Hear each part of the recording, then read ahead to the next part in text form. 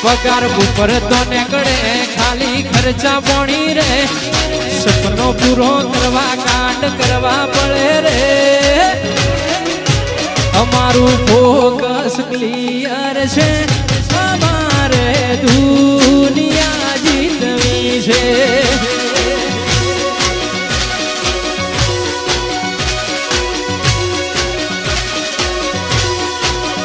કોઈ ઓછો કાઢી આવે તો અમે છીએ ગેંગસ્ટર